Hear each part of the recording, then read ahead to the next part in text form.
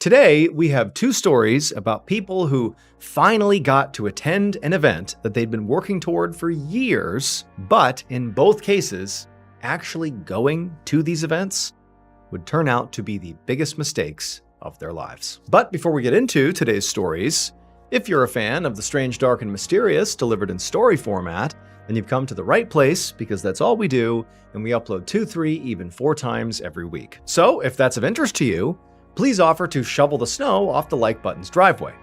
But be sure to shovel the snow directly into their car. Also, please subscribe to our channel and turn on all notifications so you don't miss any of our weekly uploads.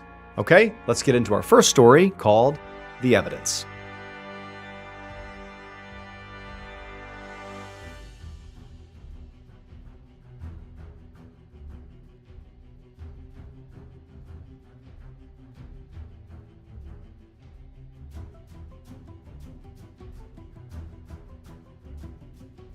On the morning of November 18, 2019, 54-year-old detective Muzi Mkhize stood in a long line waiting to get into a courthouse in Ikapa, South Africa. So Muzi was an investigator on a very violent robbery case that was finally being tried today, even though the robbery itself had happened almost 6 years earlier. Back in 2014, a group of armed men had stormed into a couple's farmhouse in Ikapa and brutally beat the couple before making off with a bunch of electronics and jewelry and weapons and other valuables. And so Muzi and his team had eventually caught and arrested these criminals.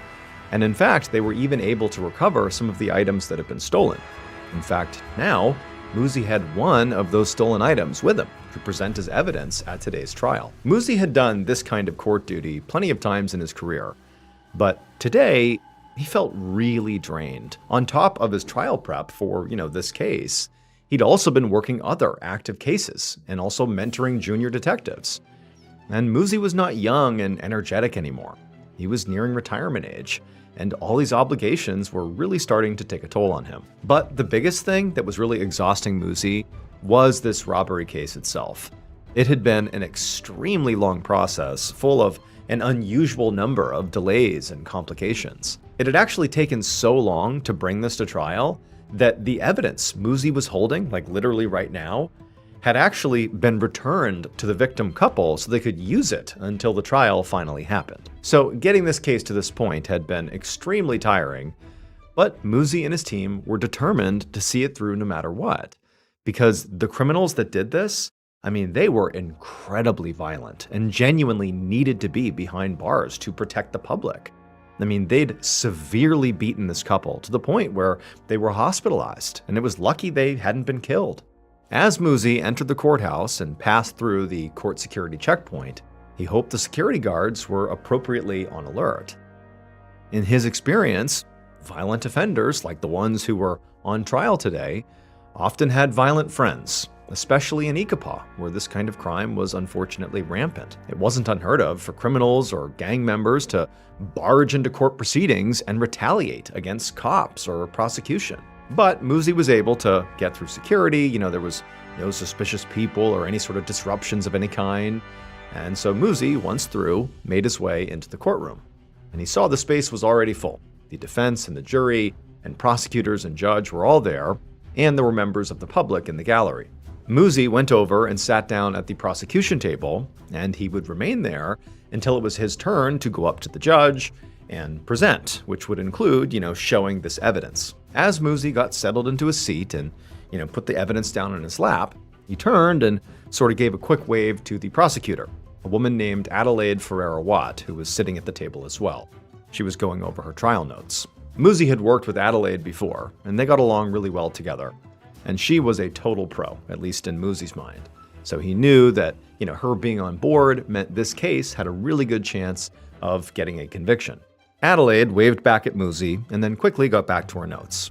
And Muzi took a look around the courtroom and everything seemed quiet and, again, there was no sign of any gang members or criminal friends charging in to cause problems. And, Muzi just hoped it would stay this way and that the trial would go smoothly and end the way he hoped it would.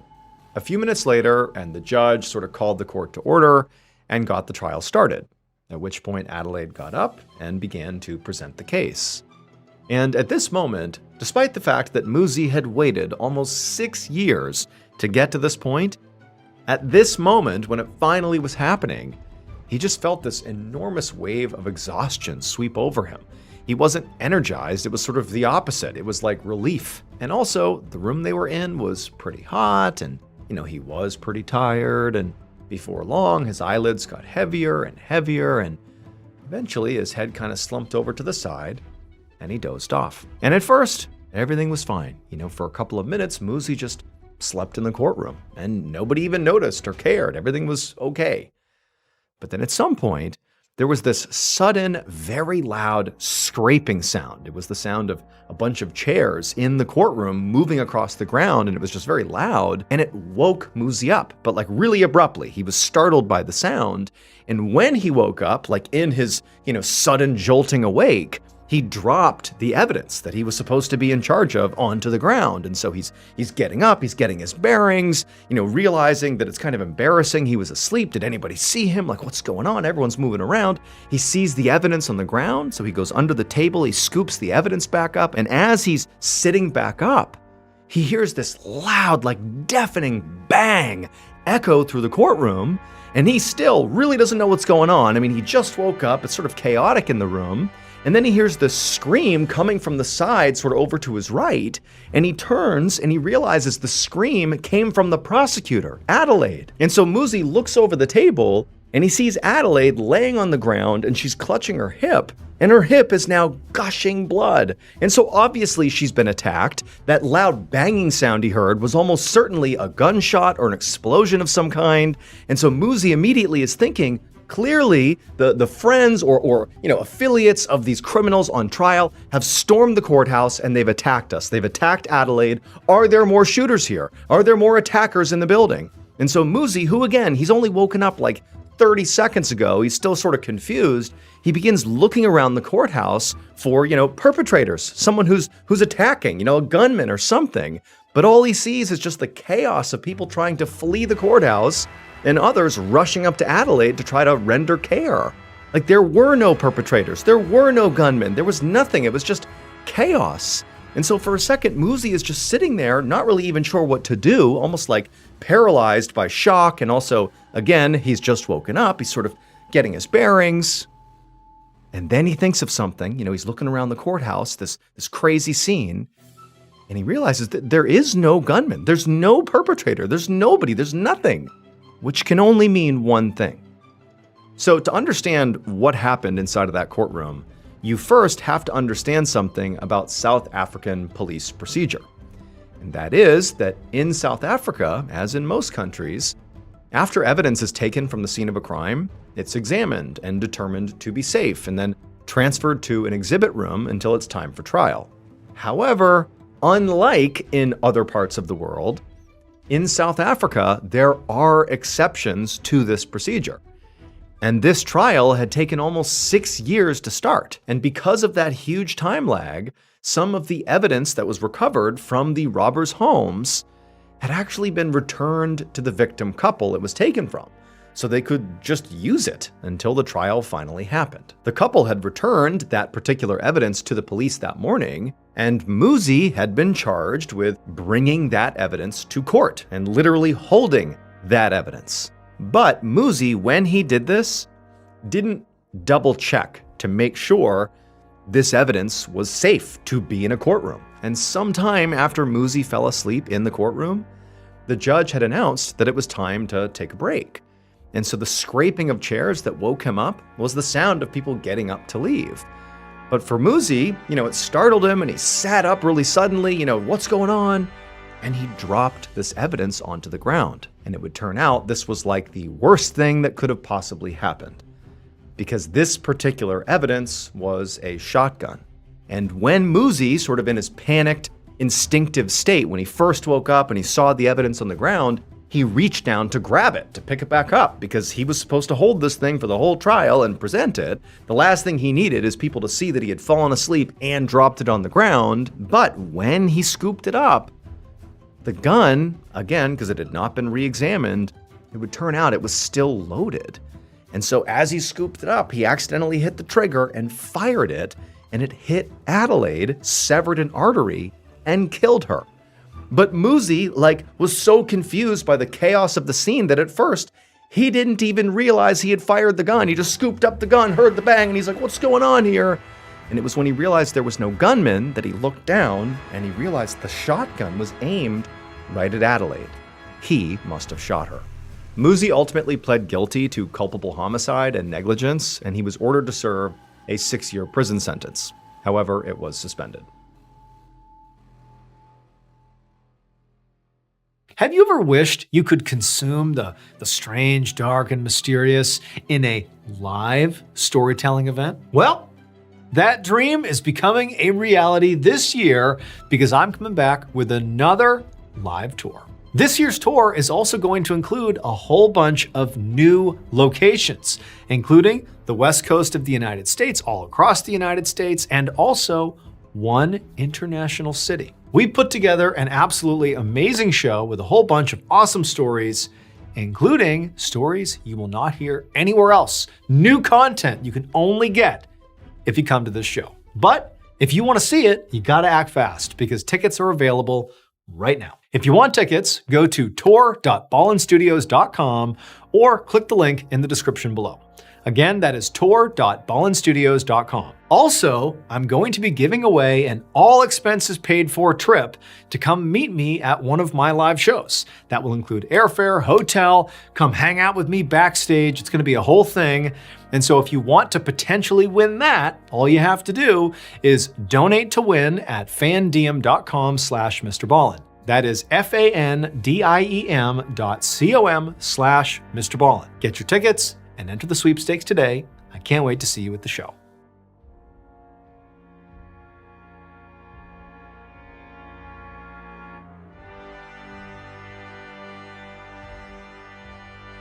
On the morning of July 14th, 1912, a 21-year-old athlete named Francisco Lazaro stood in his hotel room in Stockholm, Sweden, getting dressed and ready for the day. And he was in Sweden to run the marathon in the Olympics. So a marathon is a race that covers exactly 26.2 miles. And for elite runners, it usually takes them between 2 and 3 hours to finish. Lazaro was representing Portugal, and this was actually a really big deal. This was his home country's very first Olympics, which meant Lazaro was one of only a few Portuguese athletes at the Games. And Lazaro believed that out of all of those people, all those other Portuguese athletes, he actually stood the best chance at bringing home an actual medal. So Lazaro had a chance to do something really historic for his country. And realistically, he wasn't even that nervous because he knew he was a truly elite, incredible runner. Even though he was just 21 years old, Lazaro had already won 3 huge marathons in Portugal. So he was already a star back home. But he knew that if he wanted to win on the world stage, he would need to come extremely prepared. So that's exactly what he'd done. He'd trained for months, obviously. He'd also recently gotten a medical exam to confirm that he was very healthy. And he'd even begun thinking about, little ways that he could potentially give himself a boost, like how to fuel, what to put in his body and even what to put on his body. I mean, even the smallest detail, like a shirt that wasn't breathable or eating something that kind of sat heavily in his stomach could make the difference between winning or losing. Because again, this is like the world's best runners. Any little edge, he was going to take it. So now, Lazaro spent the next hour putting on the very specific clothes that he'd selected for this race, and also eating a perfectly balanced light meal containing carbohydrates and protein, basically exactly what he had mapped out to help him in this race. He'd been warned that it was supposed to be very, very hot today on race day. But Lazaro actually saw this as an advantage, because being from Portugal, where it often got much hotter than places like Sweden, Lazaro already knew how to protect himself from the sun and the heat, and how to give himself an edge in this weather. And then before he knew it, Lazaro was ready to go, and he had left his hotel room, and he was on his way to the stadium to actually compete in the Olympics. A few hours later, around 1:45 p.m., Lazaro walked out into the middle of Stockholm's massive stadium where the race was going to start. And as race officials directed him and his 67 other competitors to their places at the starting line, Lazaro was feeling really confident. In fact, so confident that he called out to a nearby reporter that he was going to be the winner, saying, quote, "I win or I die." Now, as Lazaro and the others actually took their spots on the starting line, they were in the direct sunlight, and it was just unbelievably hot. I mean, in the shade, it was already 90 degrees, so it was like a sweltering day. But as Lazaro looked up and down the line of the other competitors, he saw everybody else look flushed and they were sweating profusely. They looked not ready to go run 26.2 miles in this heat. They looked overwhelmed. But Lazaro, he was not overwhelmed. He was prepared. In fact, Lazaro wasn't even sweating. As Lazaro stood there waiting for this race to start, he could hear the roar of the thousands of people in the stands. And for a moment, he just stood there taking it all in and just, appreciating how special this moment really was. The marathon was a major event in these Olympics. The stadium was completely sold out, and even the king and queen of Stockholm were supposed to be somewhere in the crowd watching this. And as Lazaro stood there having this moment, sort of taking it all in, he also had this certainty that when this race was finished, all those people in the stadium and around the world, even royalty, would know his name. Just then, he heard the announcer tell the runners to take their marks.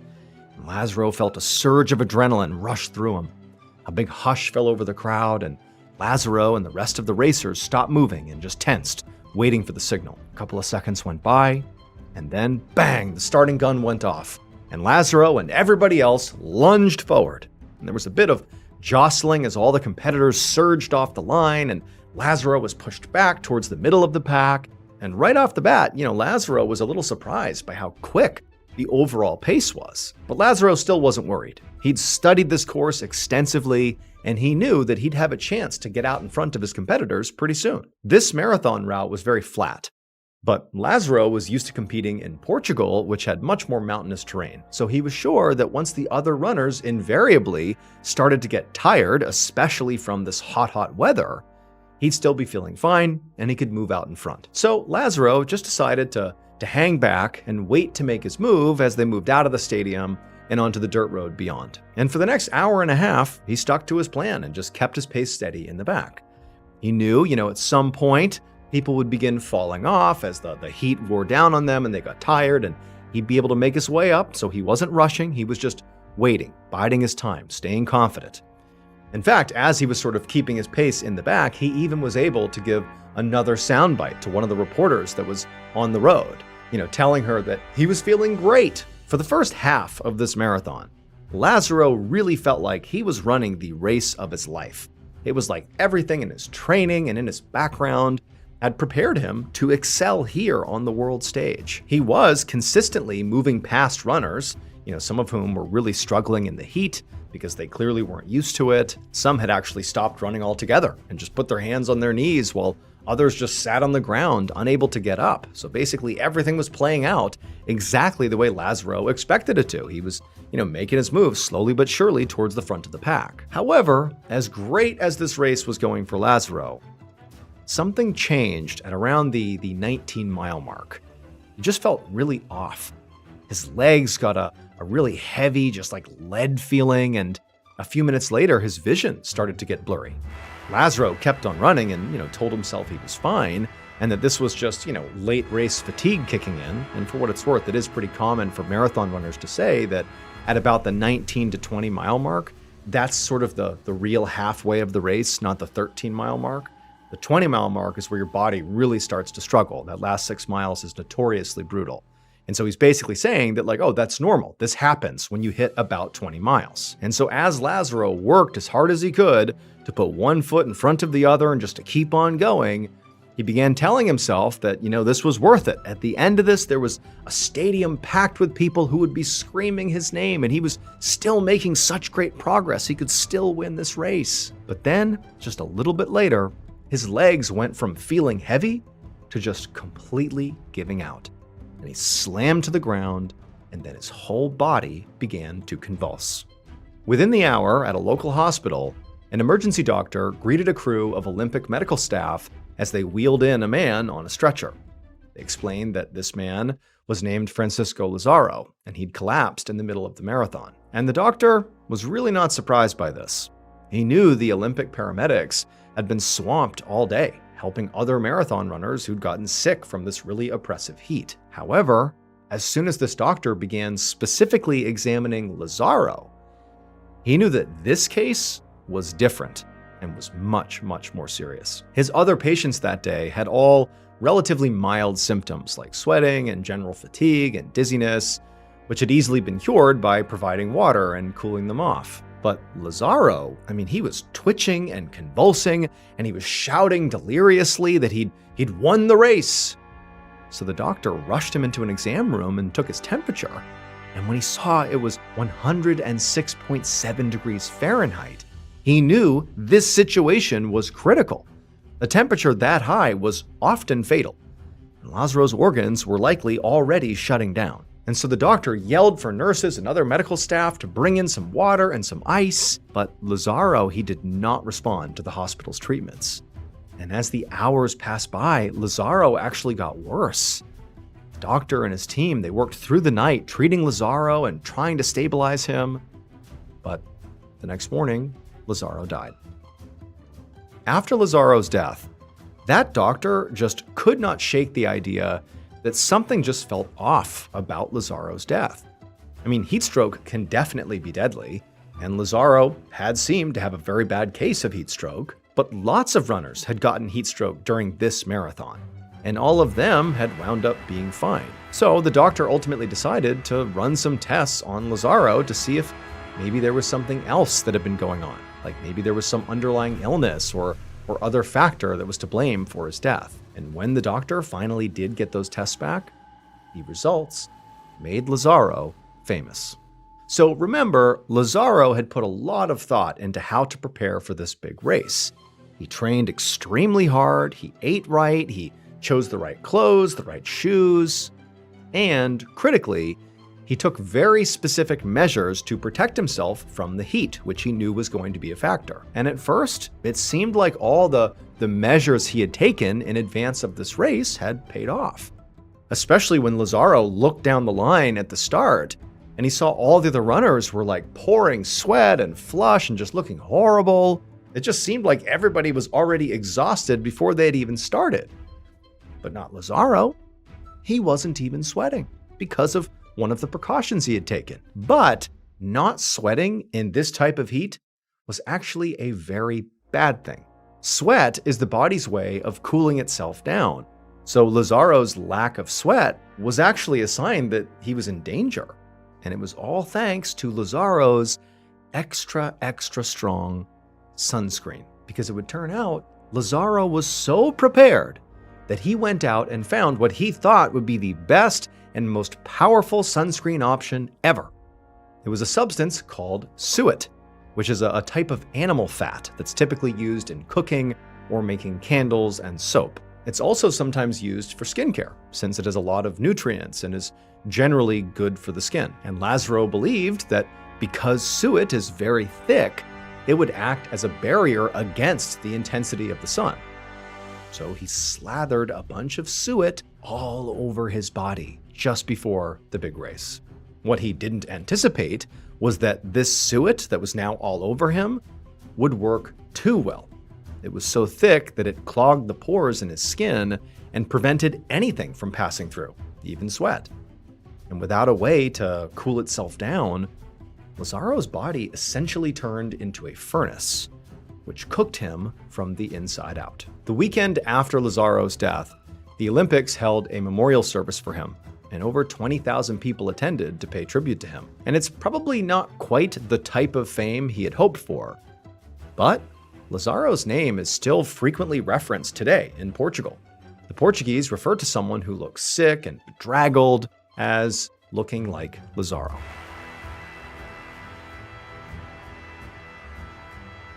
Hey everyone, just a reminder, I'm going on tour this year, which means if you go, you can experience never before heard stories from me live and in person. We did this in 2024 and people loved it. So get your tickets today at tour.ballenstudios.com right now before they sell out. That's tour.ballenstudios.com. I can't wait to see you all at the shows.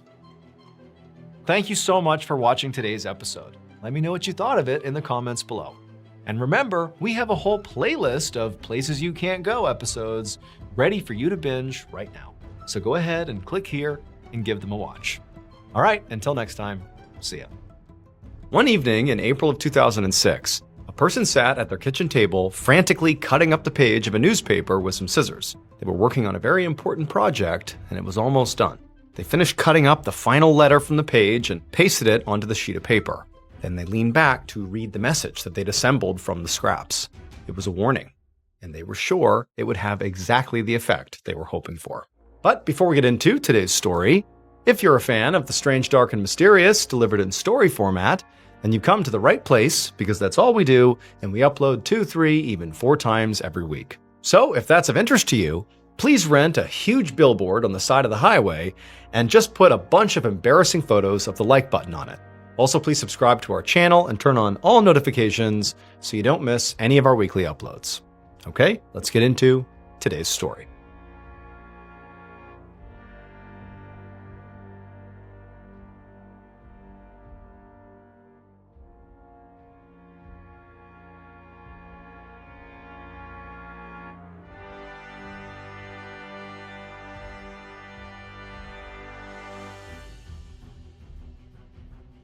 On Sunday afternoon, March 12, 2006, 39-year-old Michael Zamiti Jr. drove his ATV across a frozen lake in Freedom, New Hampshire. And even though it was really cold and the air burned his cheeks and his lungs, Mike smiled as he drove. He really just loved it here. Most of the time, Mike lived 2 hours away in the town of Wakefield, Massachusetts. But he'd been coming to Freedom, New Hampshire for years because his parents had a vacation house here. And so this tiny lakeside community had always felt like a second home and a peaceful retreat. And Mike had recently bought his own vacation house in Freedom, just down the street from his parents. And the purchase had been a really big deal for him. He ran a cement contracting company called Allstate Concrete Pumping, and he'd worked really hard for many years to build up a nice life for his wife Michelle and their 3 kids. And in many ways, the purchase of the second house was proof that he'd done it. But his work with the concrete company had also created some issues in his marriage. Being in charge of a company meant a lot of responsibility and long hours. So Michelle and the kids were on their own quite a bit, which meant Michelle had to do most of the parenting and most of the household stuff. And she'd recently made it clear that Mike being gone all the time, despite how successful he was still really hard on her. Now, out on the lake, as Mike was kind of thinking about his whole life, Mike could see another ATV coming toward him. And as it got closer, he could see that the driver of the ATV was the other problem in his marriage, Sean Fitzpatrick. So Sean was one of their neighbors on the lake, and he'd been a close friend of the family for years. He was retired, and he lived in Freedom year-round, and when the Zamitis were there, he'd come over for dinners or barbecues or to take their kids boating out on the lake. He was around so much that Mike's kids actually called him Uncle Sean. But last summer, Mike had found out that his wife Michelle had cheated on him with Sean. Mike had been obviously completely devastated, but he and Michelle had both agreed not to give up on their marriage and had been going to therapy together ever since. And in terms of Mike and Sean's relationship, well, Mike still hadn't actually spoken to Sean since finding out about the affair, because mostly he just hated confrontation. It had been easier for him to avoid Sean and focus on rebuilding his relationship with Michelle. So seeing Sean now made Mike want to just turn around and speed off in the other direction. But Mike could see that Sean was already waving him down, so he came to a stop and waited there as Sean pulled his ATV up. And Sean did not beat around the bush. He immediately told Mike that he was glad he ran into him here because he'd been wanting to apologize about last summer and Michelle. It obviously wasn't okay, and he hoped they could just, put it behind them. And Mike, he was so surprised by how sincere Sean was being that he just said, you know what, it's all good. Which he didn't mean, because it definitely was not okay. But again, Mike's not a confrontational guy. All Mike really wanted to do here was get out of this interaction and get away from Sean, because this made him really uncomfortable. And also, he genuinely did need to leave basically right now, because he and Michelle and the kids were getting ready to head back to Wakefield soon, and he wanted to go help Michelle pack up. And so pretty quickly, Mike told Sean that he really had to go here. And then before, Sean could protest, Mike turned his ATV around and he gunned it back across the lake towards his house. About 15 minutes later, Mike walked into his house, and the first thing he saw was a bunch of suitcases all packed and sitting by the door. And he realized that, Michelle had already done all the work. But seconds later, Michelle came in and gave Mike a kiss. And she said, the kids were just finishing up cleaning their rooms and they could all head out in a few minutes. And then Mike heard the sound of a car beeping twice outside. And when he and his wife heard that, Michelle kind of rolled her eyes and laughed, because they both knew it was clearly Mike's parents. His parents had also been in Freedom for this weekend at their house down the street, and they were also making the 2-hour drive back to Wakefield this afternoon. And Michelle was laughing because it amused her that neither Mike nor his father could manage to go a single day without talking to each other. So Mike's dad was also named Michael, and the name was not the only thing they shared. They were also best friends and co-workers. Michael Sr. owned the company that Mike ran, Allstate Concrete. So it was like a family operation, and Mike Jr. had never even thought of doing anything else. He jumped into the concrete business right out of high school, and he and his dad had been working together ever since. Now, the Allstate Concrete Company had had some struggles, just like any company would, including a lawsuit from a former employee that had been pretty stressful. But for the most part, the business was a huge success, and right now they were busier than ever, working on an enormous construction project in nearby Boston. So Mike headed outside to say hi to his parents and to talk a little business with his dad. He asked Mike Sr. if he'd called their employee, Chester Roberts, yet, because Mike and his dad had plans to be at the office first thing tomorrow morning, and Mike wanted Chester to be there too. Chester worked part-time for them as a driver and also handyman, and he was easily the most reliable employee that they had. So whenever they had a packed week ahead, they always called Chester in. And to Mike Jr.'s relief, Mike Sr. said yes, he'd already spoken to Chester, and they were good to go. So eventually, they all said their goodbyes, and Mike Jr. told his dad he would see him tomorrow. Just before 8 a.m. the next morning, Monday, March 13th, Mike Jr. pulled his truck into the parking lot of Allstate Concrete. He was right on time. He could see he was the first vehicle there, so he got out and hustled across the lot because it was raining, and he unlocked a side door by one of the garage doors. So the Allstate building was basically just a massive garage with 3 huge roll-up doors for their cement trucks to pull into. But it also had an upstairs office where Mike and his father did all their administrative work. And so after Mike went in through the side door into the big garage, he headed up a set of steps that led to his office on the second level. And when he got there, he sat in his desk chair and started going over the week's logistics. And just a few minutes later, he heard another vehicle pull into the lot outside. Mike figured that very likely this was his father, because Chester often came to the office on foot. Then Mike Jr. heard the downstairs door open and footsteps coming up the stairs. A few minutes later, Mike's father, Mike Sr., pulled his truck into the Allstate Concrete parking lot and parked next to his son's truck.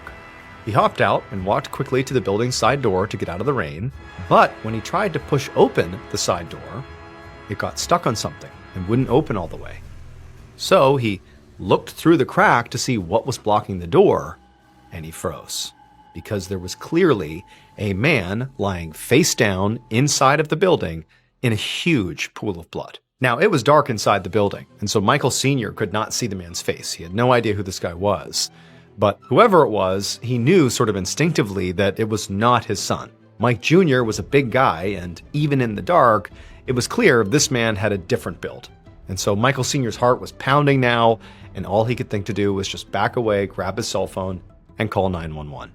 However, after Michael Sr. got off the phone with the dispatcher and they said they were sending people over now, Mike Sr. realized he couldn't just wait for the police to get there. I mean, there was clearly someone either very badly hurt or dead in his garage, and his son was likely somewhere inside too. I mean, his truck was here. And so he had to go in and make sure his son was okay. So Michael Sr. walked away from the blocked door where he had been standing when he called the police, and he pulled up one of the big roll-up garage doors. And once it was open, he didn't see anyone. He just ran inside and began frantically screaming his son's name. But Mike Jr. didn't answer, and there was no sign of him anywhere. So eventually, Mike Sr. ran to the staircase and went up to the second-floor office. And as soon as Mike Sr. barged into the office, he stopped in horror, because there, sitting slumped in the desk chair, was the blood-covered body of his son. Over an hour later, Massachusetts State Trooper Kevin Baker pulled up in front of Allstate Concrete. He could see the large building was already roped off with caution tape, and there were a dozen or more crime scene techs and officers with the Wakefield Police Department who were moving in and out of an open garage door collecting evidence. So Baker was not a part of the Wakefield Police Department. He was with the state police. But in Massachusetts, state troopers conduct homicide investigations right alongside local authorities. And Baker had a feeling that this case would definitely need his help. Because Wakefield, they didn't get many homicides. The town was about 10 miles north of Boston and had a reputation as being a really peaceful and safe place. The kind of small town where everyone actually knew each other. Baker got out of his cruiser and looked around for whoever was in charge. And he didn't have to wait long, because an officer hurried up to him and introduced himself as Detective Richard Cass with the Wakefield Police Department. Cass told Baker to follow him, and as they walked towards the open garage door, he quickly briefed Baker up on the situation. There were 2 male victims inside, and both were deceased. They'd both been shot, and they had been found by the company's owner, Michael Zametti Sr., a little after 8 a.m. Baker followed Cass into the garage and over to the first body, which was face down on the floor just inside a smaller side door. Cass explained that this victim was 51-year-old Chester Roberts, a part-time truck driver for Allstate. It hadn't been difficult to identify him because Chester did a lot of handiwork around town and was known by all the locals, including Detective Cass himself. When Baker went to the body, he could tell right away that Chester had been shot in the back. It was a single shot and most likely was from a shotgun, since clearly there was a blast radius where there was like a spray effect with a lot of little pellets that entered his body. Chester had no other visible injuries, including no defensive injuries. And when Baker stood and looked around the garage, he also didn't see anything that pointed to a robbery or any kind of struggle. There was pretty pricey looking equipment just sitting around, and nothing was toppled over or obviously out of place. So Baker guessed that Chester's killer had likely snuck up on him and shot him in the back before he even had a chance to turn around. Baker spent a couple more minutes looking around at the doors and the windows, and again, didn't see any signs of, forced entry or anything out of the ordinary, but that didn't mean much. Chester had likely opened up for the day and begun work, and the killer had just come in after him. And so after a few minutes, when Baker was done looking around the first floor, he told Cass he was ready to go up to the second floor to see the second body.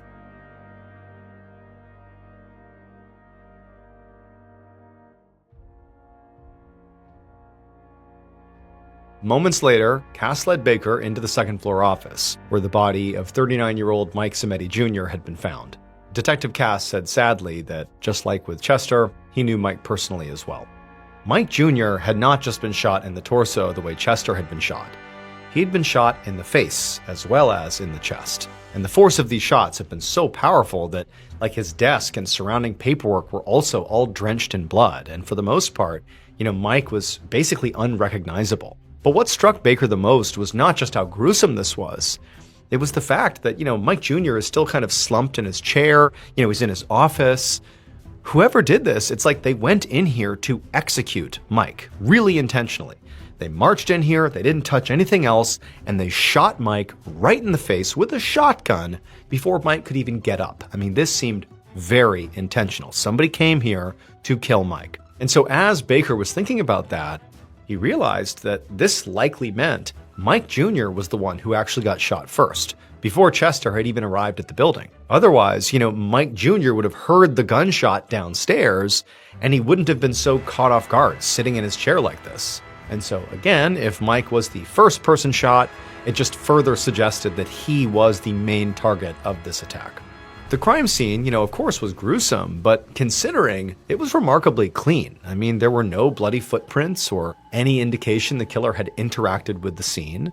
And the Zamettis did fit the mafia stereotype, an Italian-American family involved in construction. Baker told Cass what he was thinking, sort of as he was surveying the scene here. And Cass, as he heard this, he sort of had this thoughtful look come over his face. He said he knew the Zamettis pretty well, and Mike Jr. and his father were really good people.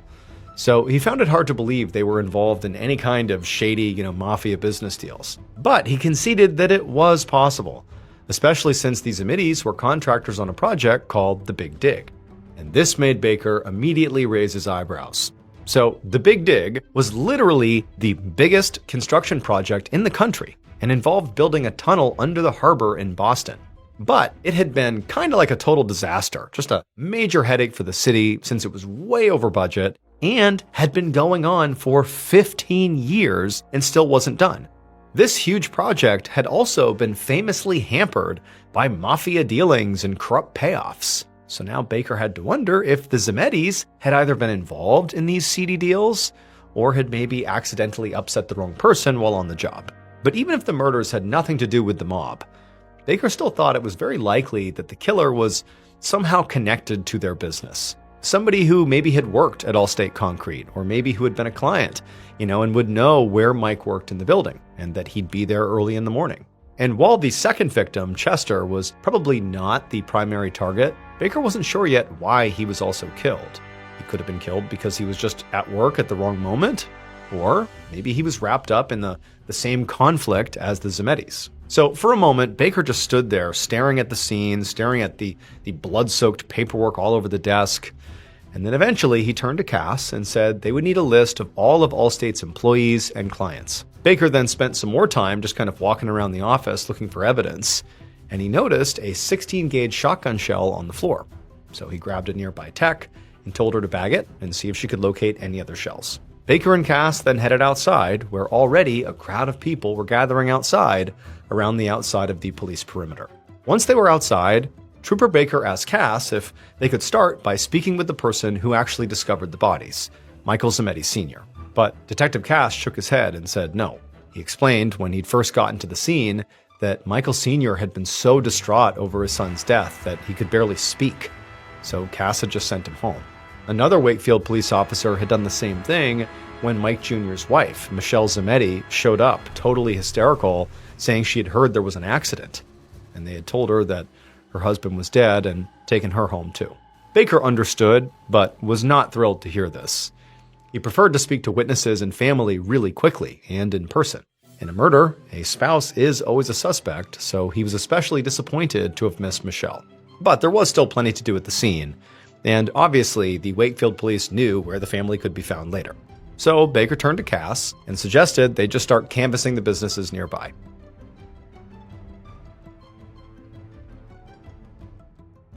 The following morning, March 14th, Trooper Baker parked his car in front of Mike's parents' house in Wakefield. He was with Detective Cass, and they were there to speak with Mike Sr. They'd just gotten the autopsies back for both Chester and Mike, but they didn't reveal anything that they didn't already know. Chester had been shot once, Mike twice, and both died likely within seconds. But the investigators did have one potential lead from their canvass of the neighborhood. Even though they hadn't found any surveillance cameras at Allstate Concrete, some businesses around Allstate had some. So Baker had some officers scrubbing through that footage now. He also had another team interviewing Chester Roberts' family, because there was still a chance that Baker had gotten this all wrong and maybe Chester was actually the target. Besides that, the crime techs had not found much physical evidence at the scene. There were no fingerprints, and since it had been raining, they hadn't been able to collect any footprints or car tracks from outside. So now, Baker reached up and knocked on the front door of the Zemedi's house, hoping that Mike Sr. would be able to point them in the right direction. A minute later, Baker and Cass sat in the living room with Mike Sr. and Pat, Mike's mom. Both of Mike's parents seemed incredibly emotional. Michael Sr. was visibly shaking, while Pat just cried. And seeing how upset they were now made Baker realize that Cass had made the right call in sending Michael Sr. home yesterday. Even 24 hours later, it was still going to be very hard to get any sort of real answer out of them because of how upset they were. So Baker decided he would just have to keep it really brief. The first thing he did is he asked Mike Sr. to just go over the actual discovery of the bodies. Tell me what happened. And what he said lined up with everything that Baker had heard from Cass and from dispatch. And so after Mike Sr. went over that, Baker moved on to the real reason he was there. He asked if there was anybody in Mike Jr.'s life who might have wanted to hurt him. Mike Sr. took a few shaky breaths as he thought about the question, and then he said that, there were a few people in the industry that he and his son did not necessarily get along with, but mostly they tried to have good relationships with everyone.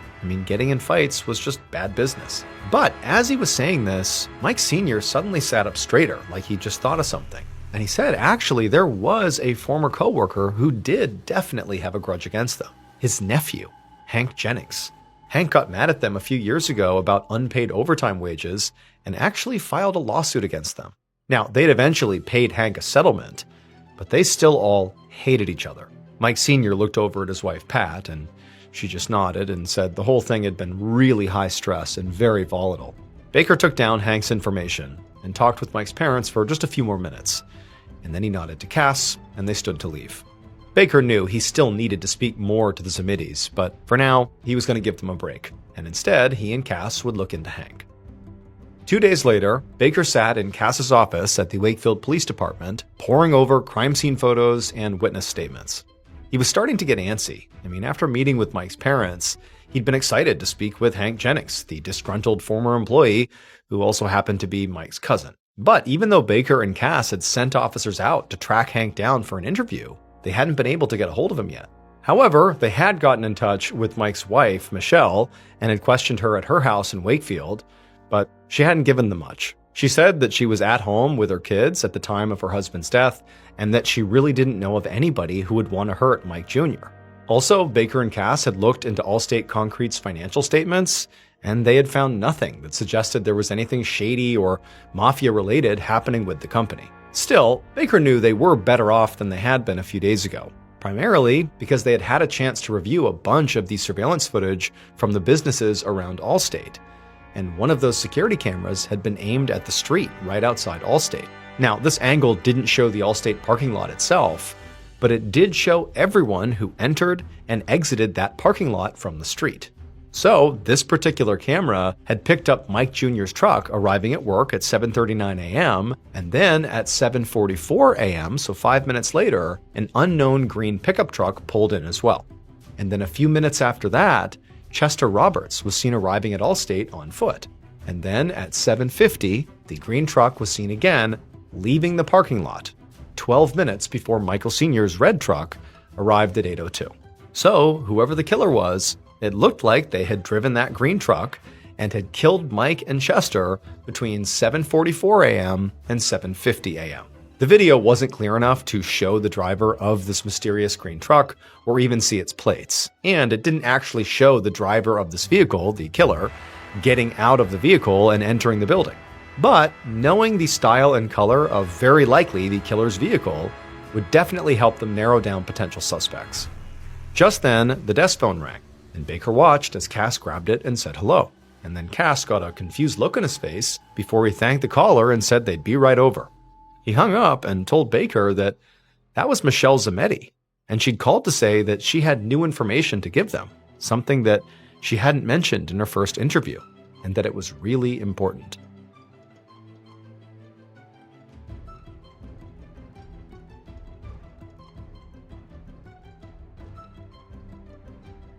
About 15 minutes later, Baker and Cass sat down across from Michelle in her living room for the second time.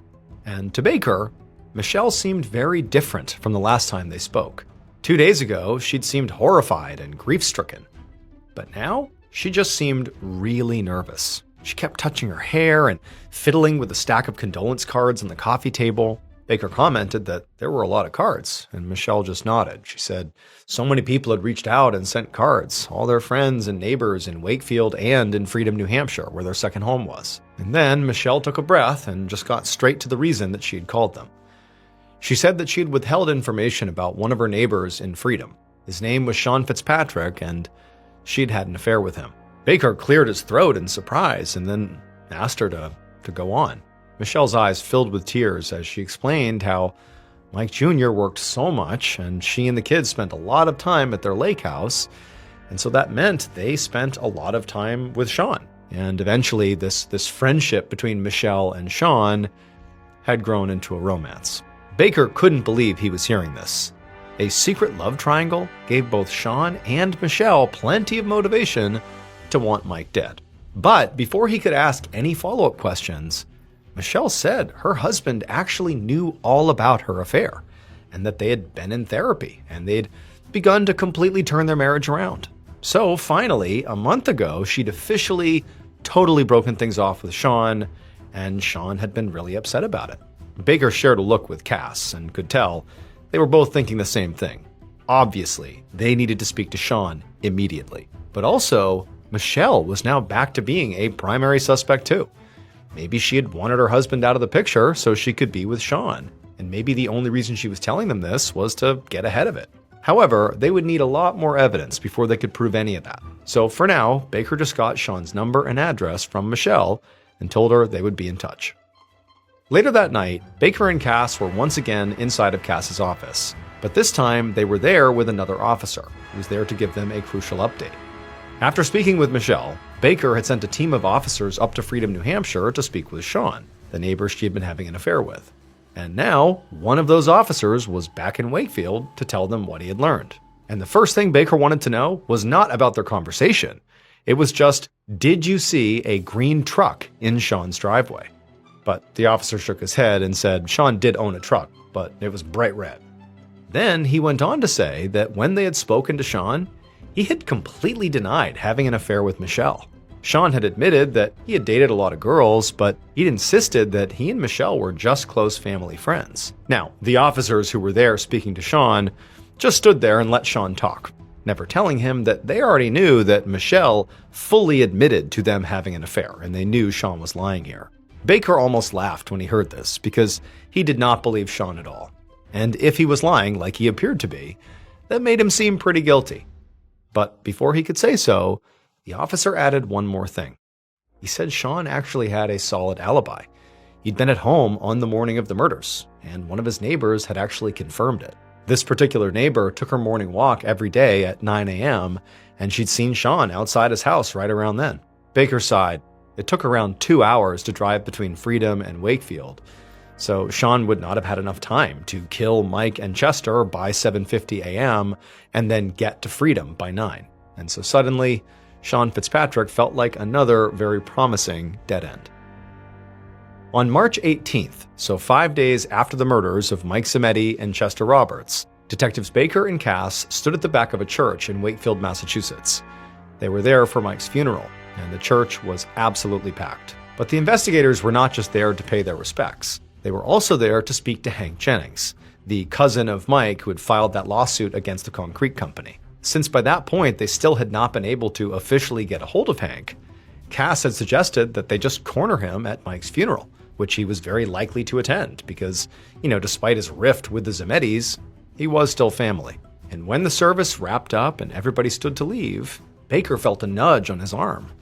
Cass leaned over and whispered that they'd been right, and he pointed out Hank right in the crowd.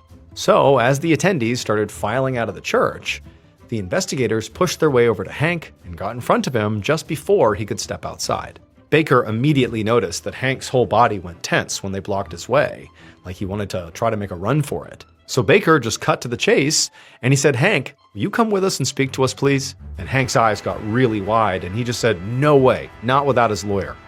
Then he pushed past the investigators and hurried outside. Baker and Cass didn't follow him. Instead, they just exchanged a look, because they knew now that Hank was obviously their primary suspect. 5 weeks after the funeral, in mid-April of 2006, State Trooper Kevin Baker sat in Detective Cass's office in the Wakefield Police Department. He was wearing gloves, and he was holding a piece of paper that looked like an old-fashioned ransom note. It was covered in letters that had been clearly cut out of a newspaper, and it spelled out a very alarming message. Close business now, or more family will die.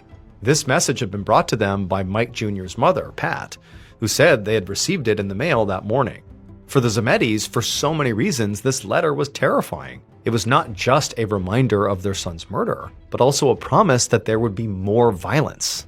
But for Baker, the note was a lead, which they really needed, because it had been over a month since Michael and Chester were killed, and at this point, the two investigators had managed to rule out basically every one of their suspects, and that included Hank Jennings. They'd learned that Hank's clear reluctance to meet with them was not because of guilt. It was because he had signed a non-disclosure agreement during the settlement with the Zimettis and didn't want to break it. And when they did finally speak to him, he clearly had an alibi. He was at work when Mike and Chester were killed, and Baker and Cass had confirmed it with his employer. And while Hank did own some shotguns, none of them were 16 gauge. So Hank joined the pile of other discarded suspects, like Michelle, who could have had the motive to kill Mike Jr. since she was wrapped up in an affair with their neighbor, but she'd been incredibly cooperative and they hadn't been able to find any evidence that she might have been involved, like maybe if she had hired someone or something.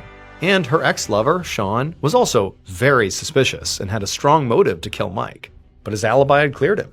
There was no way Sean could have been in Wakefield during the murders because his neighbor saw him about an hour later at his home, which was over 100 miles away. And so now this warning note that looked like a ransom note seemed to point back towards the theory that Baker and Cass had ruled out at the very beginning, that the murders were business-related and the mafia was involved. Cass was a local, and he'd told Baker that there had been a lot of rumors swirling around about the murders in the community. Because of the Zamidi's role in the Big Dig, the general consensus around Wakefield was that the mob theory made the most sense. But Baker really wasn't so sure. I mean, they'd looked into the Zamidi's books and records repeatedly, and they hadn't seen anything to suggest any shady deals or potential mob interaction. Also, Baker didn't think this ransom-style note made from newspaper clippings was the mob style. It just felt kind of silly and performative. Like maybe somebody was trying to make it seem like the mob to lead the investigation in the wrong direction. But even if that was the case, this note was still huge, because maybe whoever had sent it had left their fingerprints or DNA on it. So Baker bagged up the note, and Cass carried it off to send to the crime lab. Baker knew the results from the lab would not be immediate, so while they waited, he wanted to re-interview all their suspects and all their witnesses in case they'd overlooked anything. A few days later, Baker sat alone at Cass's desk, reading another witness statement. He'd been revitalized by all the new evidence they'd gathered and was feeling really optimistic about their ability to solve this thing. Aside from conducting new interviews, they had gotten some forensics from that ransom letter. The lab had found both DNA and a palm print on it. Now, they just needed a suspect to compare it to. And just then, the office door flung open and a very excited Cass barged in. An hour later, Baker and Cass walked up the front steps at Michelle Zamidi's house, and they knocked on her front door. When she answered, they asked her for permission to come inside and take a certain small object from her house. And after Michelle, who was sort of confused by what they were asking for, said, "Okay, come on in," they went right past her, went straight to this object, they bagged it, went right back outside, and sent it off to the crime lab. And as soon as the lab test results came back, Baker and Cass knew they had solved the case.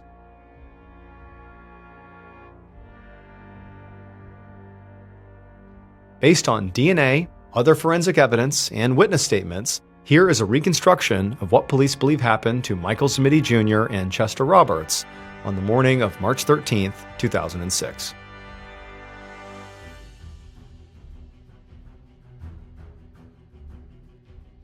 At 7:45 a.m., the killer crept up the stairs that led to Mike's office.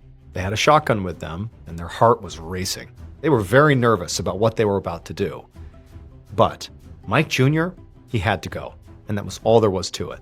So when the killer reached the office door, they barely hesitated before pushing it open and raising their shotgun. Mike was sitting in a chair at his desk, and when the door opened, he turned towards the killer. And when Mike Jr. saw them standing there with a gun pointed at them, his eyes got wide, but the killer fired 2 blasts before Mike could even move, hitting Mike in the face and in the chest. Mike immediately slumped over in his seat and stopped moving, and the killer ran back down the stairs to the garage. But before they could leave, they froze, because they could hear footsteps approaching the building's side door from outside. And so the killer instinctively just hid, not really sure what they were going to do, waiting for this person to either come inside or leave. And then once this person did come inside, it was a man, it was Chester, the killer leapt out and shot him right in the back, and he dropped to the ground, dead. And after killing Chester, the killer felt shocked. I mean, they hadn't planned on killing a second person today. Mike was the target. But they also knew they couldn't just wait around for more people to arrive. So the killer at this point left the building and jumped into the truck they had stolen from one of their neighbors. Then they peeled out of the parking lot less than just 10 minutes after they'd arrived. As they drove, they gripped the wheel tightly, and they knew they should feel guilty about what they had just done. But instead, all they felt was relief, because now they could finally be with the love of their life. It would turn out Michael Zamidi Jr. and Chester Roberts were not murdered by Mike's wife Michelle, or Mike Jr.'s cousin Hank, or the mob. They were killed by Mike Jr.'s lakeside neighbor and his wife's lover, Sean Fitzpatrick. When Michelle tried to break things off with Sean, she said the only reason she would ever leave Mike was if Mike ended things or if something happened to him. Now, Michelle meant that as an excuse, but Sean took it as a suggestion. So then he murdered Mike Jr. to steal his wife. Sean took that green pickup truck from a neighbor who was out of town and then drove it to Wakefield, committed the murders, and then came back. That neighbor who said they saw Sean at his house in Freedom at around 9 a.m. that basically made it impossible for Sean, based on timing, to have gone, committed the murders, and came back. Well, that neighbor called to amend their statement, saying that actually they had seen Sean later in the day. And that change created enough time, enough of a window on the day of the murders, that it was absolutely possible that Sean could have driven, done the murders, and come back. And so once Sean's alibi fell apart, investigators remembered that stack of condolence cards at Michelle's house. So they went over to see if maybe Sean had sent one. And he had. And when they tested the envelope flap, which he had licked to seal it, they got his DNA. Then they matched it to the very threatening letter that sort of looked like a ransom letter that had been given to the Zamitis, which Sean had put together and sent to them in order to throw police off his trail and make them think that, yeah, the mob was involved here.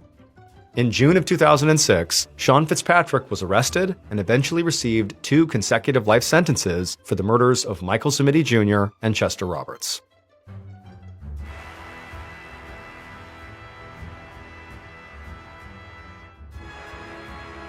Hey everyone, just a reminder, I'm going on tour this year, which means if you go, you can experience never-before-heard stories from me live and in person. We did this in 2024 and people loved it. So get your tickets today at tour.ballenstudios.com right now before they sell out. That's tour.ballenstudios.com. I can't wait to see you all at the shows. Thank you so much for watching. Let me know what you thought of today's episode in the comments. And remember, we have a whole playlist of true crime episodes ready for you to binge right now. So click here and give them a watch. All right, until next time, see ya. Today, I'm going to tell you 3 stories about people who did things they should not have done. And then also, I'm going to show you the insane lengths they went to try to cover up what they did. But before we get into today's stories, if you're a fan of the strange, dark, and mysterious delivered in story format, then you've come to the right place because that's all we do, and we upload 2, 3, even 4 times every week. So if that's of interest to you, please offer to make the like button an ice cream sundae. But instead of using cherry sauce, go ahead and douse it in ketchup. Also, please subscribe to our channel and turn on all notifications so you don't miss any of our weekly uploads. Okay, let's get into today's stories.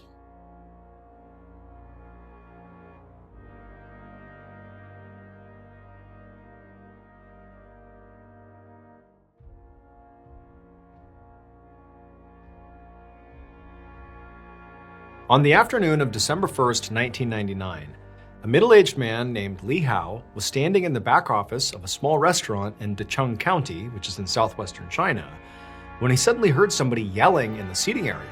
They were screaming for the manager, and that was Li. So he hurried out of the office to see what was going on. When he rounded the corner into the seating area, Li immediately saw this customer sitting at a table with a plate of food in front of him, and he was slamming his fists against the table over and over again, and he was screaming that his food tasted so disgusting that even pigs wouldn't eat it. And hearing this, Li felt totally exhausted and overwhelmed, because this was literally the 10th time today that a customer of his had complained about the food tasting bad. In fact, there had been so many complaints back to back to back that Li hadn't even had time to speak to the chef and figure out what was going on here. And so Li walked over to the customer's table and he bowed to show respect.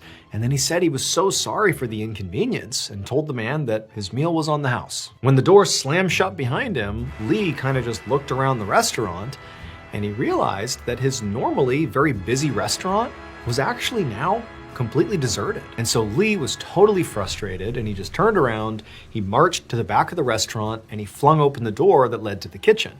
And right inside, he saw the chef standing at the counter, cutting up some vegetables. And Lee, by this point, was just so mad and frankly so worried about what was happening to his restaurant that when he got in there, he just started yelling at the chef. He told the chef that he better have a really good explanation for why everything he cooked that day had tasted so horrible. Otherwise, he was getting fired. But the chef immediately set his knife down and just put his hands up and was like, look, it's not my fault. He said he had also noticed that the food tasted really weird, but he didn't know why. All of his ingredients were fresh. He hadn't changed any of his recipes, like he didn't get it. However, the chef said he had talked to some other chefs who worked at different restaurants in the area, and they were saying the same thing, that people are saying their food tastes bad and they don't know why. So the chef said, like, whatever's going on here, it's affecting everybody. And so the next morning, Lee met up with a bunch of these other restaurant managers in the neighborhood to talk about the problems that they were all having with their food. And very quickly, he realized, one, it was true that these other restaurants were having this same issue. And two, they all learned that they were all sourcing one ingredient from the same place. And so they all figured that it was this ingredient that was the problem. And they needed to get together and call the supplier and figure out what was wrong. Later that same day, a man named Yang Guisho walked along a rugged dirt path up a steep hill not far from the restaurant that Lee managed. Yang worked for the supplier that Lee and the other restaurant managers had called. And now he was going to inspect this ingredient that they thought was making all of their food taste bad. And Yang admittedly really wasn't sure what to expect. The supplier he worked for didn't usually get any complaints, and the specific ingredient that these restaurant managers were worried about was normally very good. But Young did think it was possible that maybe the ingredient could have been tainted somehow. Maybe because rats had gotten into the building where they stored it or something. So Young hiked to the top of the hill where there was a tall concrete storage building. He climbed up a rusty metal ladder to the top of the building and then opened up a door and went inside. It was dark inside, which he expected, so he pulled out his flashlight and he turned it on. And he sort of expected to maybe see some rats, but when he looked around, he didn't see any. However, he did see something. Right beyond where he was standing, basically right inside this room, there was this large canvas bag that definitely should not have been in there. And so Yang, he just reached out instinctively and began to poke the bag, and something fell out of it. And for a second, Yang couldn't even process what he was seeing. But then all at once, he understood, and suddenly everything made sense. He scrambled out of the building, went down the ladder, and ran to go call the police. It would turn out the ingredient that all the restaurants had in common was their water. And so when Yang went into the water tower and saw that canvas bag, well, what came rolling out of it was a decomposing human head, which meant for 2 full weeks, every restaurant nearby had been cooking their food with water that was tainted by a rotting corpse. The police would later determine that the body belonged to a man from another town who had been robbed and killed by 3 members of an organized crime group. Those 3 men were found, they were arrested, found guilty, and sentenced to death.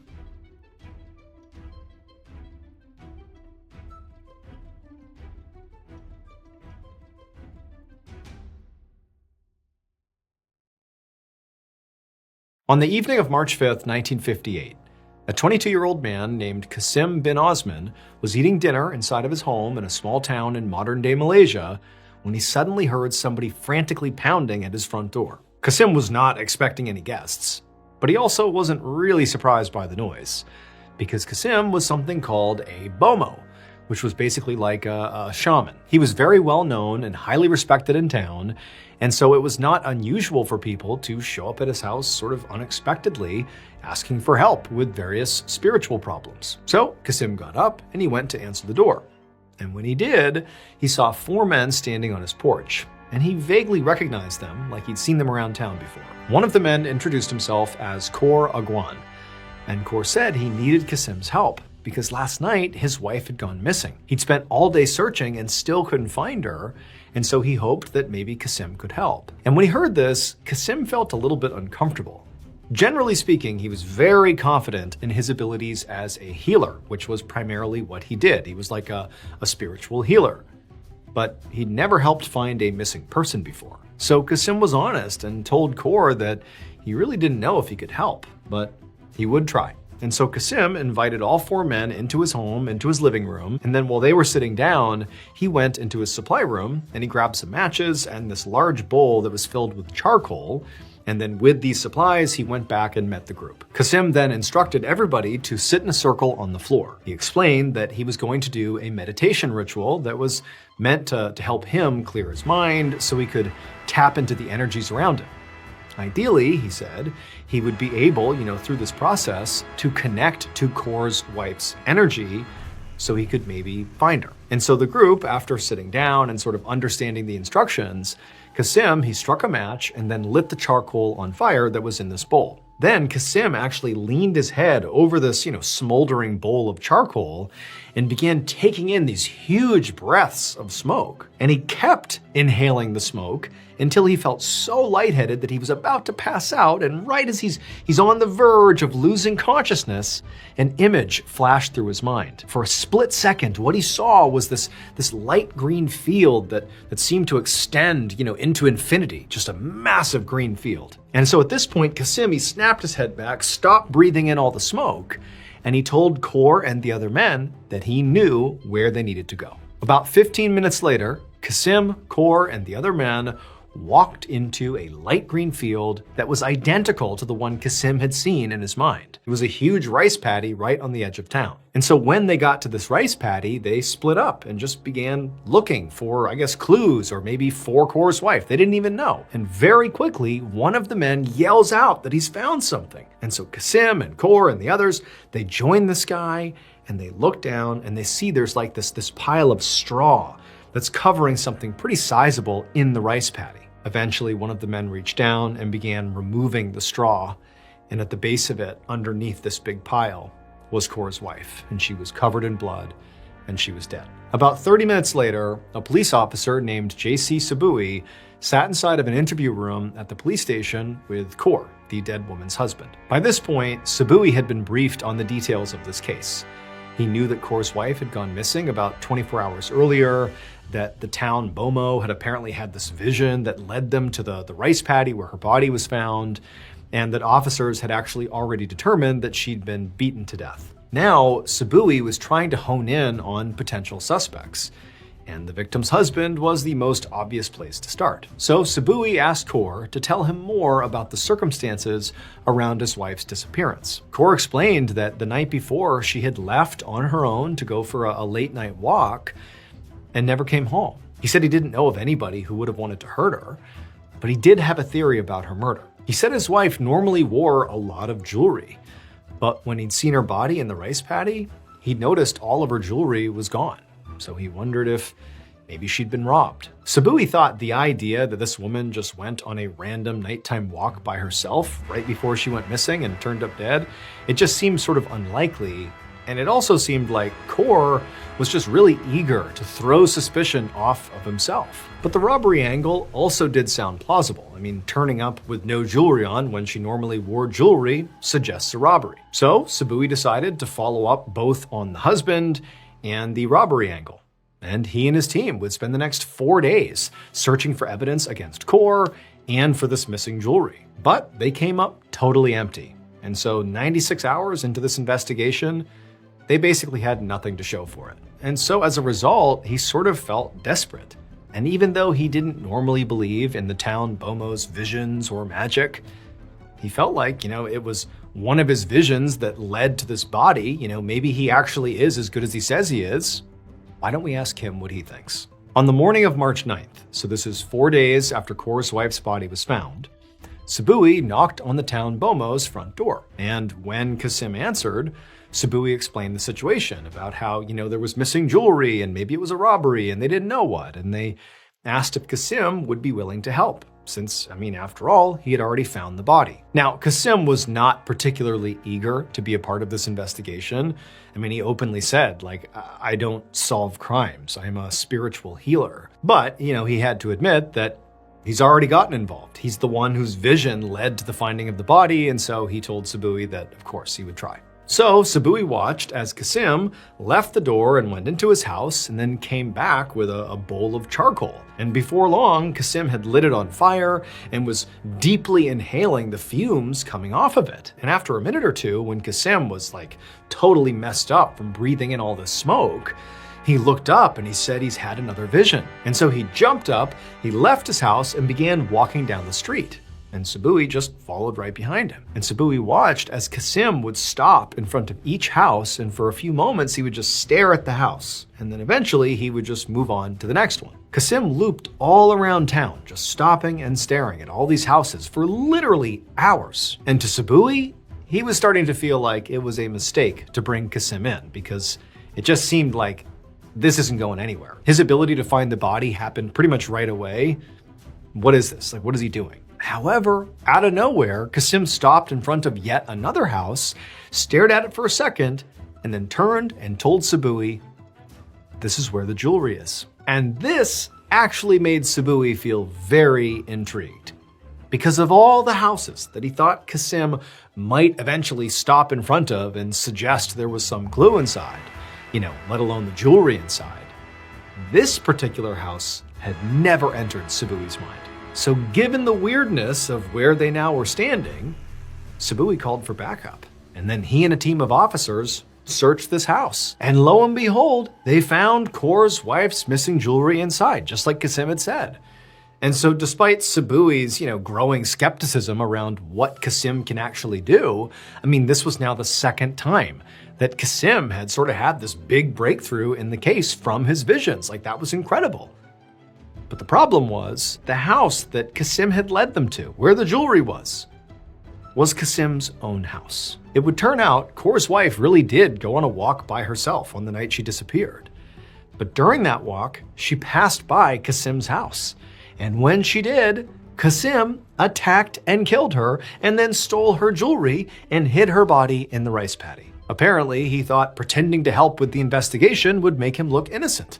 But the police quickly realized he wasn't magical, he was just guilty. After his arrest, Kasim would give a full confession, and he was ultimately convicted of murder and sentenced to death.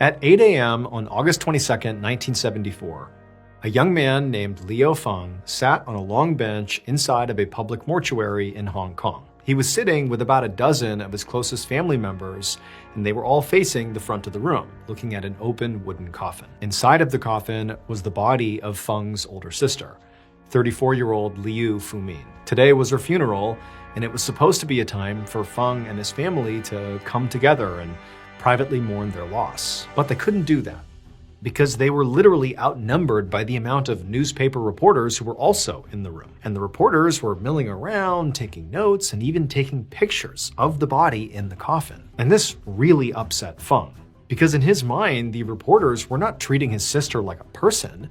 They were treating her like, the salacious headline she'd become ever since her death. So 1 week earlier, Feng's sister, Fumin, had been found strangled to death in a hotel room in Hong Kong. She had clearly been murdered.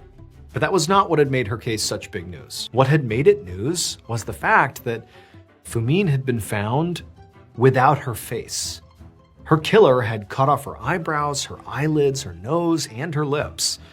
And so now, as she lay in her open coffin, she looked grotesque. Since she didn't have eyelids, it looked like she was staring straight up at the ceiling with these huge glassy eyes, and without lips, it looked like she was baring her teeth in this horrible, morbid smile. But for Feng and probably the rest of his family, the worst part of all of this was not even, the media attention. It was the police response. They hadn't arrested anyone for the crime yet. His sister's murder was still unsolved. And so as Feng is watching these reporters mill about, treating his sister like she's just some, freak show, and he's thinking about how disrespectful her killer was to her body and how the police seemed so incompetent, it made him just so mad. But there was one thing that did bring him comfort, and that was the fact that he had actually come up with a plan that he believed would help him solve his sister's murder. And today, he was going to put that plan into action. Feng sat quietly with his family throughout the funeral service and tried his best to ignore the reporters. And then finally, when it was time for everybody to say their final goodbyes to his sister, Feng walked up to the front of the room, he reached into the pocket of his jacket, and he pulled out a giant knife. The next evening, on August 23rd, a police officer was doing her regular nighttime patrol through a neighborhood in Hong Kong that was not very far from where Liu Fumin's funeral had been held the day before. And as this policewoman was walking along, she glanced down an alleyway and she saw something that made her immediately stop in her tracks. There was a guy who was just laying on the ground, basically laying in this limp heap. And when she walked up to him, she could see there was blood all over him and some of his limbs were twisted and contorted and obviously broken. I mean, he looked like he had fallen from a great height. The policewoman immediately called an ambulance and then ran to the man's side. And sort of unbelievably, she found he was still alive. And so she asked him what happened. And the guy, who's obviously in pain, he just kind of looked up towards like the building right next to them. And as he's looking up, he said a woman had pushed him. When more officers arrived on the scene, they went to search for this woman who apparently was up on the roof. But there was no evidence of a woman or any kind of struggle at all anywhere on the top of the building or in the top floors of the building. There just was no sign that anything had happened. It was not until the police went to the hospital and re-interviewed the injured man, and he gave them a fuller statement about exactly who this woman was, that they understood why. It all had to do with Liu Feng, the brother of the murdered woman, and what he had done with that knife at her funeral. So when the injured man sort of came to in the hospital and he had stabilized a little bit and the police showed up and asked him to give more information about who pushed him off the roof, this was his description of the woman who pushed him. He said she had these big, horrible, glassy eyes and this awful, toothy grin, and she had no eyebrows, she had no eyelids, her nose was gone, her lips were gone. She looked horrifying. Obviously, he was basically describing the murdered woman, Liu Fumin, but she was dead, like literally dead when he got pushed off the roof. And so the police are like, that's not possible. A dead woman could not have pushed you off the roof. But wait, her brother, the murdered victim's brother, Liu Feng, at the funeral, when he pulled out that knife, he then went on to perform this ancient Taoist ritual where he stabbed the knife into his sister's wooden coffin, which he believed would unleash her spirit so it could go find and take revenge on her killer. And apparently, it worked. Because the man in the alleyway, after describing effectively the ghost of this murdered woman, then gave a full confession saying he was her killer. He would say that the reason he did it is because she rejected his marriage proposal. Fumin's killer was ultimately arrested, convicted of manslaughter, and sentenced to 10 years in prison.